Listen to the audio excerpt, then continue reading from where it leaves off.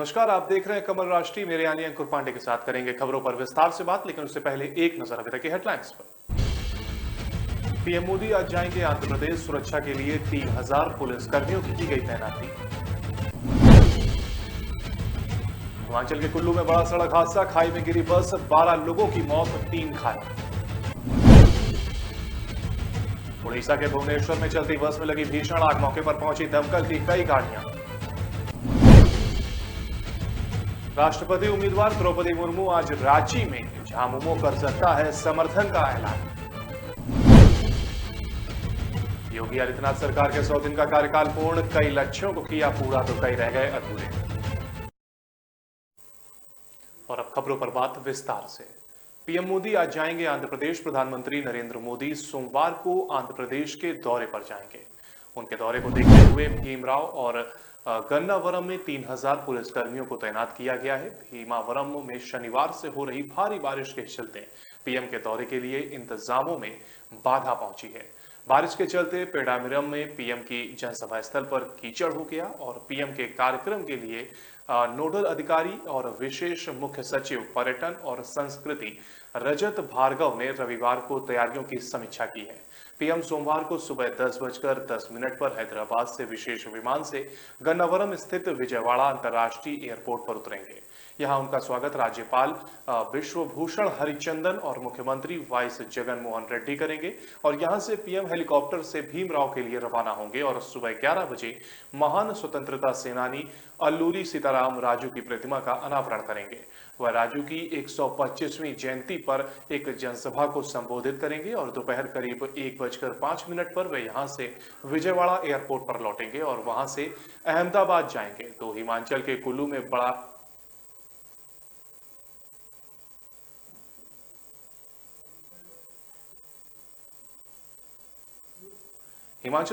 बड़ा सड़क हादसा। हिमाचल प्रदेश के कुल्लू जिले में यह बड़ा सड़क हादसा हुआ है, जहां पर हादसे में 12 लोगों की मौत हो गई तो वहीं 3 लोग घायल बताए जा रहे हैं। घायलों को अस्पताल में भर्ती कराया गया है। सूचना मिलते ही पुलिस मौके पर पहुंची। अस्पताल के लोगों के साथ मिलकर बचाव अभियान चलाया गया है। जानकारी के अनुसार कुल्लू जिले के सैज के सैसर में एक निजी बस दुर्घटनाग्रस्त हो गई है। बस जांगला गांव से करीब 200 मीटर दूर सड़क से नीचे खाई में गिर गई। हादसे में 12 लोगों की मौत हो गई है। इनमें एक छात्रा भी शामिल है तो वहीं 3 लोग घायल भी हुए हैं। घायलों में बस के चालक और परिचालक के अलावा एक यात्री इसमें शामिल बताया जा रहा है। वहीं जानकारी के मुताबिक शव बस के अंदर फंसे हुए हैं। हादसा सोमवार की सुबह करीब आज 8:45 पर हुआ। बस शैसर से लौटी जा रही थी और बस में कुल 15 लोग सवार थे। उपायुक्त कुल्लू आशुतोष गर्ग ने बताया कि बस हादसे में 12 लोगों की मौत हुई है। 3 लोग इसमें घायल भी हुए हैं। घायलों को अस्पताल में भर्ती कराया गया है। फिलहाल बचाव अभियान चलाया जा रहा है। उड़ीसा के भुवनेश्वर में चलती बस में लगी भीषण आग। उड़ीसा की राजधानी भुवनेश्वर में बारामुंडा बस स्टैंड के पास ओवरब्रिज के नीचे एक पुलिया से टकराने के बाद एक यात्री बस में भीषण आग लग गई। बस फूलबनी से भुवनेश्वर आ रही थी और आग बुझाने के लिए दमकल की कई गाड़ियां फिलहाल मौके पर मौजूद हैं। तो वहीं घटना का वीडियो भी सामने आया है, जिसमें साफ तौर पर देखा जा सकता है कि कैसे बस आग लगने के बाद धू धू कर जल रही है और चलती बस पे चलते आग लगने के बाद यात्रियों में भगदड़ मच गई। आनन फानन में सभी यात्रियों को उतारा गया, लेकिन इस दौरान 4 यात्री आग की चपेट में आ गए, जिससे वे बुरी तरह झुलस गए हैं। घायलों को फिलहाल अस्पताल में भर्ती करवाया गया है और आग लगने के बाद से यात्रियों में दहशत का माहौल है। राष्ट्रपति उम्मीदवार द्रौपदी मुर्मू आज रांची में राजग उम्मीदवार और झारखंड की पूर्व राज्यपाल द्रौपदी मुर्मू सोमवार 4 जुलाई को रांची जाएंगी। वह राज्य में राष्ट्रपति चुनाव के लिए भाजपा समेत अन्य दलों से समर्थन की अपील करेंगी। साथ ही इसकी भी संभावना जताई जा रही है कि प्रदेश में सत्तारूढ़ झारखंड मुक्ति मोर्चा झामुमो यानी सोमवार को ही आदिवासी समुदाय से आने वाली मुर्मू के समर्थन का ऐलान कर सकता है। हालांकि झामुमो ने अभी सार्वजनिक तौर पर मुर्मू या विपक्षी उम्मीदवार यशवंत सिन्हा के समर्थन का ऐलान नहीं किया है। राजग और विपक्षी उम्मीदवार दोनों ही झामुमो प्रमुख हेमंत सोरेन से समर्थन के लिए बात की है। इससे पहले 25 जून को झामुमो के विधायकों और सांसदों समेत वरिष्ठ नेताओं की एक बैठक हुई थी और इसमें पार्टी सुप्रीमो शिबू सोरेन भी शामिल थे। बैठक में फैसला किया गया था कि पार्टी के कार्यकारी अध्यक्ष हेमंत सोरेन दिल्ली के केंद्रीय गृह मंत्री अमित शाह से मुलाकात करेंगे और इसके बाद ही पार्टी राष्ट्रपति चुनाव में किसी के समर्थन का फैसला लेगी। सोरेन की 27 जून को शाह और राज्यसभा में विपक्ष के नेता मल्लिकार्जुन खड़गे से मुलाकात हुई थी। हालांकि इन बैठकों के बाद सोरेन इस मसले पर चुप्पी साधे हुए हैं।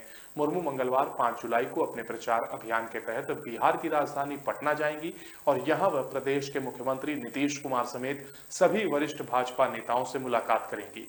सूत्रों के अनुसार भाजपा जदयू राष्ट्रीय लोक समता पार्टी के वरिष्ठ नेता विधायक और सांसद मुर्मू के लिए आयोजित कार्यक्रम में मौजूद रहेंगे।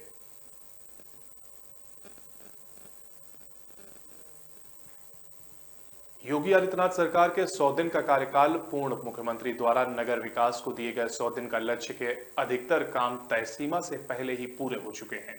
विभाग को दिए गए 24 काम से 22 काम पूरे हो चुके हैं, जबकि 14 शहरों में इलेक्ट्रिक बसों की संख्या दोगुना करने, सिटी बस सेवा के लिए मोबाइल ऐप तैयार करने का काम अभी अधूरा है।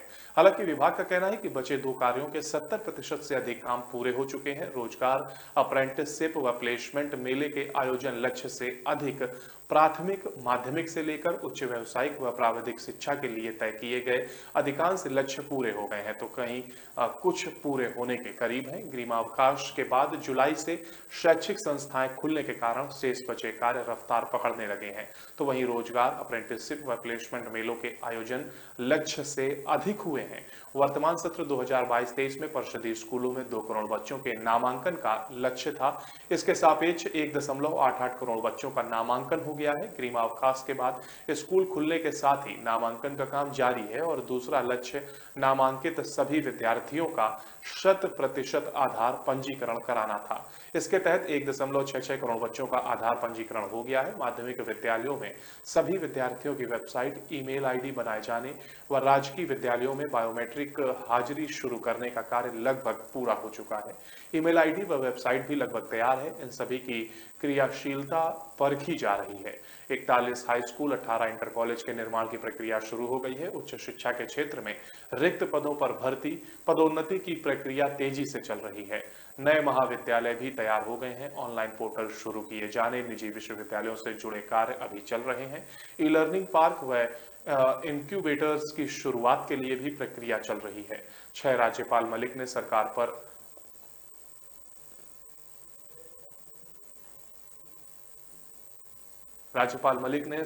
पर निशाना साधा है। मेघालय के राज्यपाल सत्यपाल मलिक ने कहा है कि आज देश का पेट भरने वाला किसान और रक्षा करने वाला जवान दोनों दुखी हैं।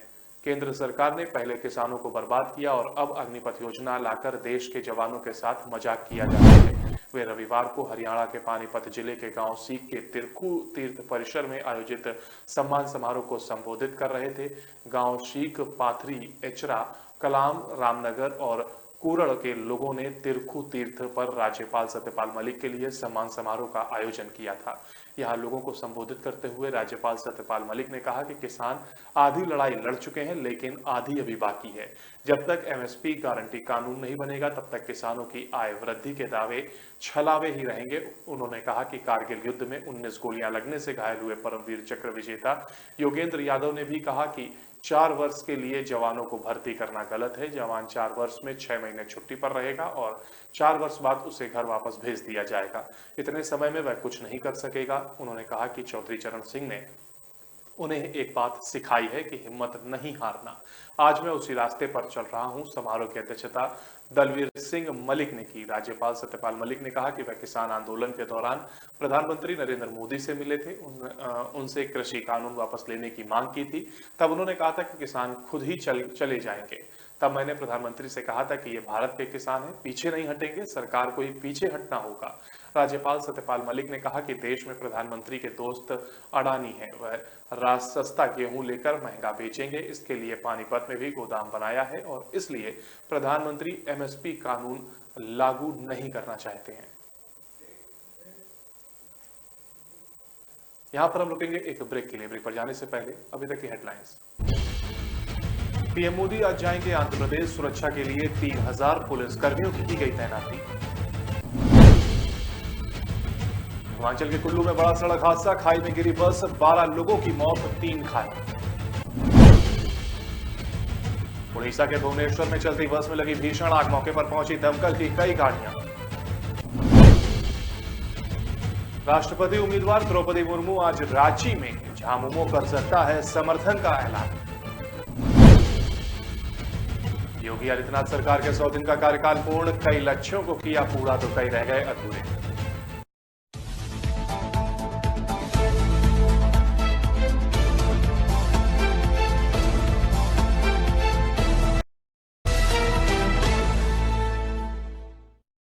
कामयाबी की असली पहचान तभी होती है जब उसकी बुनियाद मजबूत हो, क्योंकि जिन्हें खुद पर भरोसा हो उनकी ताकत कभी कम नहीं होती है। इसलिए भरोसा करिए सिर्फ विकी पावर प्लस टीएमटी बार पर। अब घर बनेगा स्ट्रांग, चलेगा लाइफ लॉन्ग।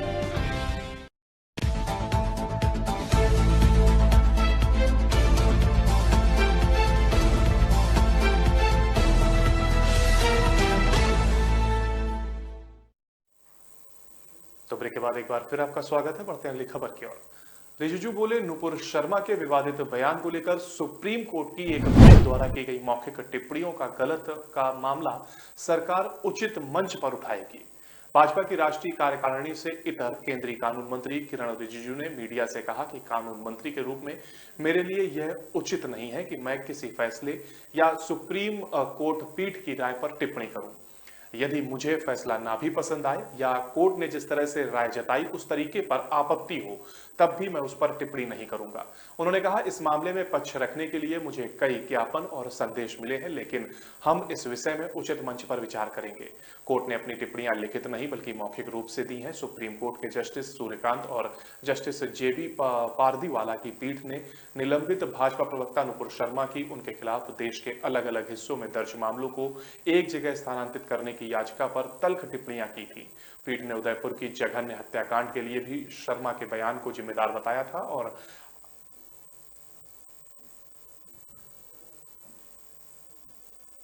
आज होगा पंजाब मंत्रिमंडल का विस्तार। पंजाब के मुख्यमंत्री भगवंत मान सोमवार शाम को मंत्रिमंडल का विस्तार करेंगे। इस दौरान 4 से 6 नए मंत्रियों को शामिल किए जाने की संभावना है। पंजाब के राज्यपाल बनवारी लाल पुरोहित को राज्य सरकार की तरफ से सूचित कर दिया गया है और तय कार्यक्रम के अनुसार राज्यपाल 4 जुलाई को शाम 5 बजे राज्य भवन में चुनिंदा विधायकों को मंत्री पद की शपथ दिलाएंगे।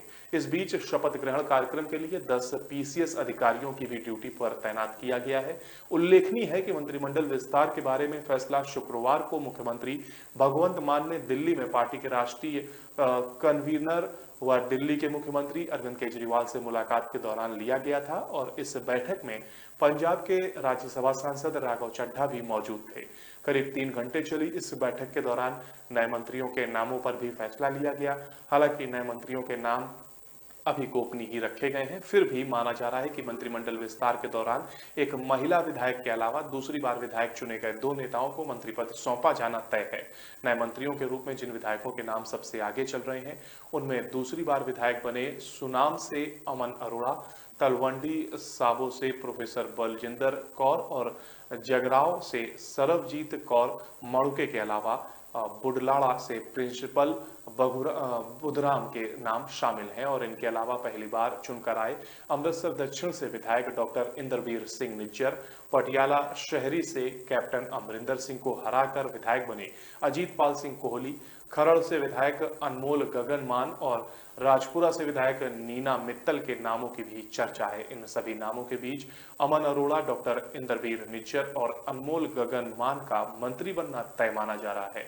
उल्लेखनीय है कि 3 महीने पहले सरकार के गठन के समय मुख्यमंत्री भगवंत मान ने अपनी कैबिनेट में 9 मंत्री भी बनाए थे। इनमें से 1 मंत्री डॉक्टर विजय सिंगला भ्रष्टाचार के मामले में हटाया जा चुके हैं और इस समय कैबिनेट में 9 मंत्रियों की जगह खाली है।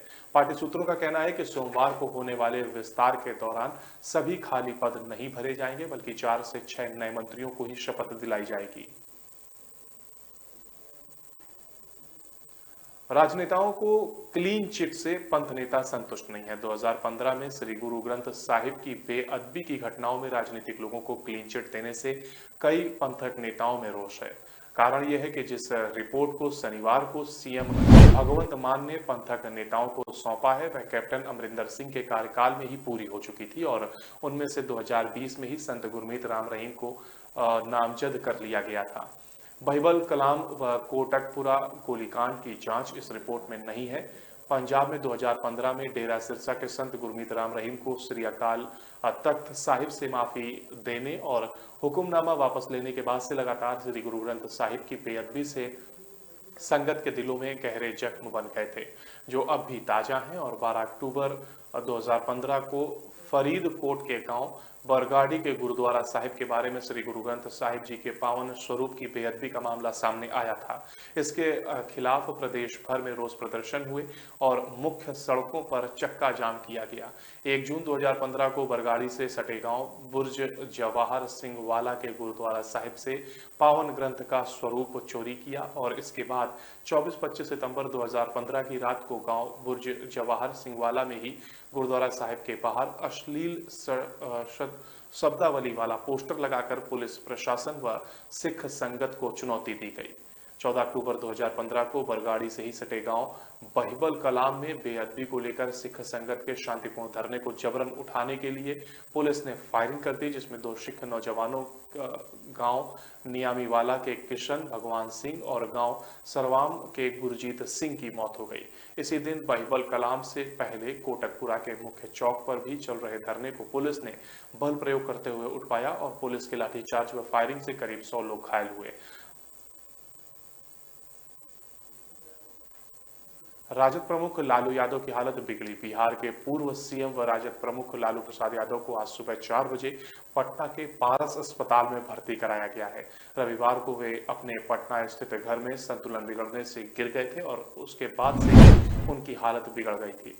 गिरने के कारण लालू प्रसाद यादव के कंधे की हड्डी में मामूली फ्रैक्चर आ गया था। पारिवारिक सूत्रों के अनुसार लालू यादव की तबीयत रविवार रात अचानक ज्यादा बिगड़ गई थी। इसके बाद उन्हें इलाज के लिए अस्पताल ले जाया गया था। लालू यादव को उनके छोटे पुत्र व बिहार विधानसभा में विपक्ष के नेता तेजस्वी यादव स्वयं कार से अस्पताल लेकर पहुंचे। राजद सुप्रीमो रविवार शाम को अपने घर में सीढ़ियों से गिर गए थे और इसके कारण उनके कंधे की हड्डी टूट गई थी। उन्हें पहले से कई तरह की बीमारियां हैं। यादव को किडनी में भी गंभीर समस्या है। वे फिलहाल पत्नी राबड़ी देवी को आवंटित सरकारी आवास में रहते हैं और पूर्व सीएम के बीमार होने के कारण उनके दोनों बेटे तेजस्वी और तेज प्रताप यादव भी इन दिनों यहीं रहते हैं। और लालू यादव की तबीयत बिगड़ने से राजद कार्यकर्ताओं में चिंता है और पार्टी के कई नेता व कार्यकर्ता राबड़ी देवी के निवास और पारस अस्पताल पहुंचने व उनका हालचाल जाना। गिरने के बाद परिजन उन्हें अस्पताल लेकर पहुंचे थे, लेकिन प्राथमिक उपचार व आराम की सलाह के साथ उन्हें घर भेज दिया गया था।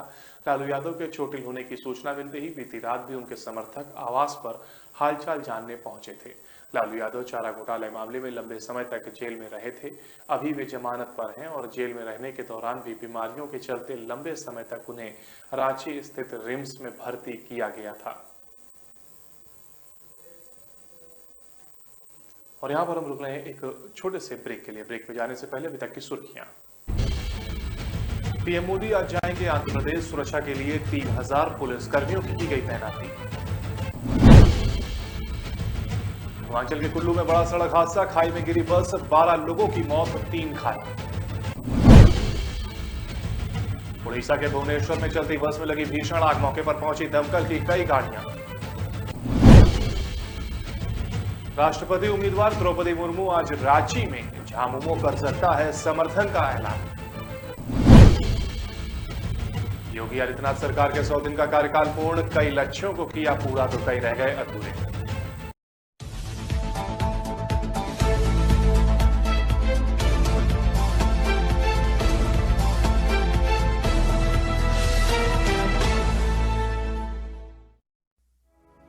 लोग मुझे कभी बहुत अच्छा समझते हैं, कभी बहुत बुरा।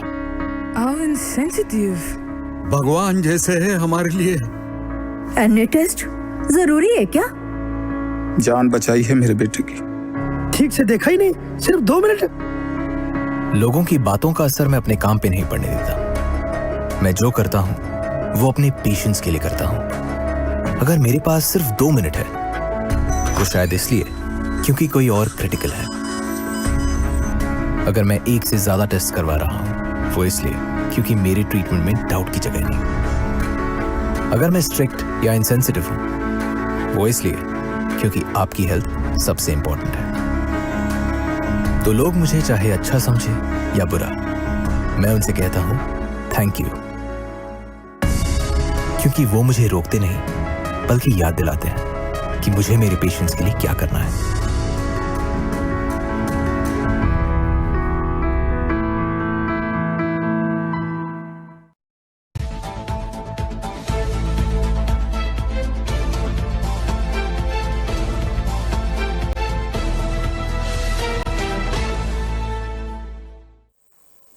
तो ब्रेक के बाद एक बार फिर आपका स्वागत है। बढ़ते हैं अगली खबर की ओर। शरद पवार बोले, राष्ट्रवादी कांग्रेस पार्टी एनसीपी प्रमुख शरद पवार ने रविवार को कहा कि महाराष्ट्र में मध्यावधि चुनाव होने की संभावना है क्योंकि एकनाथ शिंदे के नेतृत्व वाली सरकार अगले 6 महीने में गिर सकती है। उन्होंने यह बयान रविवार की शाम को एनसीपी विधायकों और पार्टी के अन्य नेताओं को संबोधित करते हुए दिया। शरद पवार ने कहा कि शिंदे का समर्थन कर रहे कई बागी विधायक मौजूदा व्यवस्था से खुश नहीं हैं। एक बार मंत्री विभागों का बंटवारा हो जाने के बाद उनकी अशांति सामने आएगी, जिसके परिणाम स्वरूप अंततः सरकार गिर जाएगी। पवार ने यह भी कहा कि इस प्रयोग की विफलता के कारण कई बागी विधायक अपनी मूल पार्टी में लौट आएंगे। उन्होंने कहा कि अगर हमारे हाथ में केवल 6 महीने हैं तो रांकपा विधायकों को अपने अपने विधानसभा क्षेत्रों में अधिक समय बिताना चाहिए। शिवसेना एनसीपी कांग्रेस सरकार के पतन के बाद एकनाथ शिंदे ने गुरुवार को महाराष्ट्र के मुख्यमंत्री के रूप में शपथ ली और जबकि भाजपा के वरिष्ठ नेता देवेंद्र फडणवीस ने डिप्टी सीएम के रूप में शपथ ली थी। शिंदे के नेतृत्व में लगभग 40 शिवसेना विधायकों ने पार्टी नेतृत्व के खिलाफ बगावत कर दिया, जिसके परिणाम स्वरूप बुधवार को उद्धव ठाकरे के नेतृत्व वाली महाविकास आघाड़ी एमवीए सरकार गिर गई।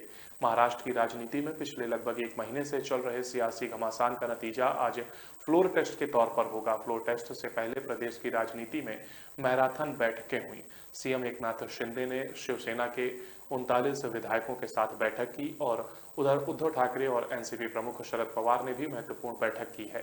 फ्लोर टेस्ट को लेकर प्रदेश का हर प्रमुख राजनीतिक घड़ा अपने स्तर पर रणनीति तय करने में जुटा है। मणिपुर लैंडस्लाइड में शहीद जवान को सीएम बघेल ने श्रद्धांजलि दी। मणिपुर के नोनी जिले में एक रेलवे निर्माण स्थल पर भूस्खलन के बाद जारी बचाव कार्य रविवार को भी जारी है। रविवार शाम तक हादसे में मरने वालों की संख्या बढ़कर 35 हो गई है। इस हादसे में भिलाई के नेहरू नगर निवासी लेफ्टिनेंट कर्नल कपिल देव पांडे भी शहीद हो गए।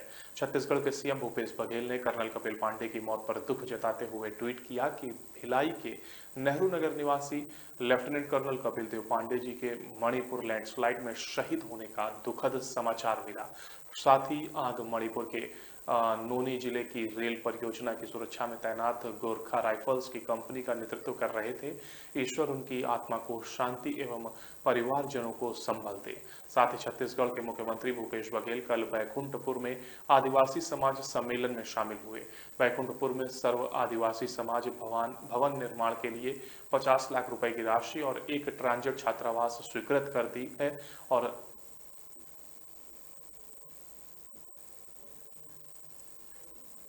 दैनिक संक्रमण दर बढ़कर 4.85%। देश में बीते 24 घंटे में कोरोना के 16,000 से ज्यादा नए केस मिले और 24 लोगों की मौत हो गई।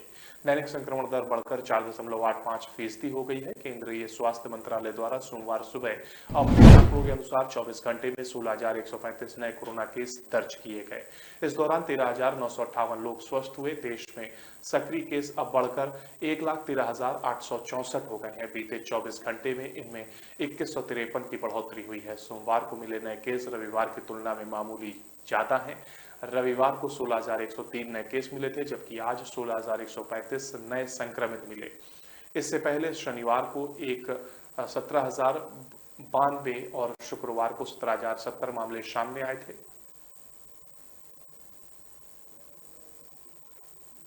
पद्मश्री पीटर ब्रुक नहीं रहे। मशहूर निदेशक व थिएटर रंगमंच दिग्गज पीटर स्टीफन पॉल ब्रुक ने लंदन में 97 वर्ष की उम्र में आखिरी सांस ली।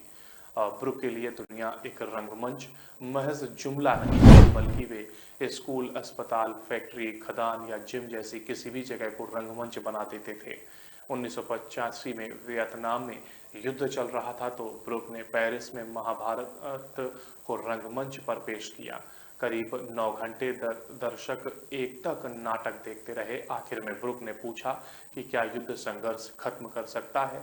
क्या वाकई नेताओं और लोगों के पास शांति और युद्ध के बीच किसी एक को चुनने का विकल्प होता है? तो पूरी दुनिया सन्न रह गई। ब्रुक कहते हैं, हर दिन दुनिया भर में मूर्खतापूर्ण युद्धों से हो रही पीड़ा और दहशत के बारे में सुनते हैं। महाभारत करोड़ों लाशों की बात है और सबसे अहम बात यह है कि युधिष्ठिर अंत में कहते हैं कि यह जीत एक हार है। यही युद्ध का असल सच है।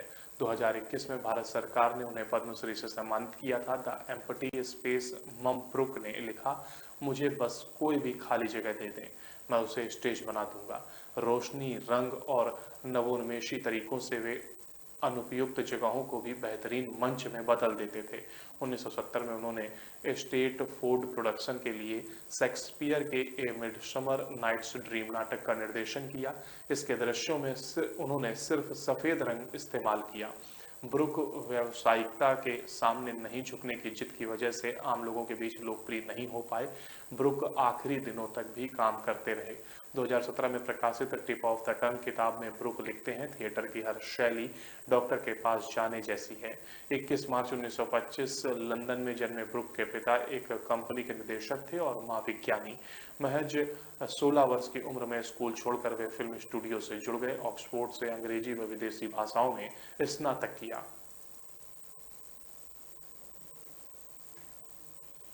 दिल्ली, मध्य प्रदेश, राजस्थान, हिमाचल, बिहार, झारखंड और गुजरात में होगी बारिश। आखिरकार देश भर में मानसून सक्रिय हो गया है। बीते दिनों अलग अलग हिस्सों में बारिश हो रही थी और अब एक साथ कई राज्यों में भारी बारिश का अनुमान है। मौसम विभाग के अनुसार अब दिल्ली, मध्य प्रदेश, राजस्थान, हिमाचल प्रदेश, बिहार, झारखंड, महाराष्ट्र और गुजरात में तेज बारिश होगी। रविवार को हुई बारिश से गर्मी व उमस से राहत मिली, लेकिन अब बाढ़ का खतरा पैदा हो गया है। राजस्थान, बिहार, झारखंड, गुजरात, महाराष्ट्र में मानसून सक्रिय है और झारखंड में आज भारी बारिश का अनुमान है। आज और कल झारखंड के उत्तर पूर्वी तथा मध्य भाग में कहीं कहीं बारिश हो सकती है। बिहार के कुछ इलाकों में नदियों का जल स्तर बढ़ने से बाढ़ का खतरा पैदा हो गया है। कोसी सीमांचल के कई जिलों में बाढ़ से नुकसान की खबर है। अररिया व किशनगंज में 40 से ज्यादा गांव बाढ़ की चपेट में हैं। रविवार को राजस्थान के कई शहरों में अच्छी बारिश हुई। उदयपुर में करीब 1.5 इंच पानी गिरा। भीलवाड़ा और चित्तौड़गढ़ में भी अच्छी बारिश हुई। अगले 24 से 48 घंटे में राज्य के कई जिलों में भारी बारिश का अनुमान है और दिल्ली में आज बादल छाए रहेंगे और हल्की बारिश भी हो सकती है। 5 और 6 जुलाई को मध्यम से भारी बारिश संभव है और तापमान सामान्य रहेगा। तो वहीं अगले 24 घंटे में उत्तर प्रदेश, पंजाब, हरियाणा, दिल्ली और जम्मू कश्मीर में छिटपुट बारिश और गरज के साथ बौछारें पड़ सकती हैं। गुजरात में बारिश का सिलसिला जारी है। अगले 5 दिनों तक राज्य के कुछ जिलों में भारी वर्षा के आसार हैं। मौसम विभाग ने बनासकांठा, साबरकांठा और डांग, तापी, पोरबंदर, अमरेली, द्वारका, गिर सोमनाथ, कच्छ में भारी बरसात की चेतावनी दी है। तो वहीं वडोदरा, सूरत, नवसारी, वलसाड़, भरूच, राजकोट, अमरेली, भावनगर, बोटाड और तापी में अगले 5 दिनों में भारी वर्षा का अनुमान है। हिमाचल प्रदेश में रविवार को बारिश से जनजीवन पर असर पड़ा। कई सड़कों पर यातायात ठप है। बिजली व जलापूर्ति पर भी असर पड़ा है। मौसम विभाग के अनुसार अगले 3 दिन तक राज्य के कई हिस्सों में बारिश का दौर जारी रहेगा। कांगड़ा, डलहौजी, ऊना, बनगाड़ा, हमीरपुर, बोरंज, मंडी, सरकाघाट और सुंदरनगर, शिमला आदि शहरों में वर्षा होगी। फिलहाल हमारे इस बुलेटिन में इतना ही। बाकी की तमाम खबरों के लिए आप बने रहिए राष्ट्रीय कमल के साथ।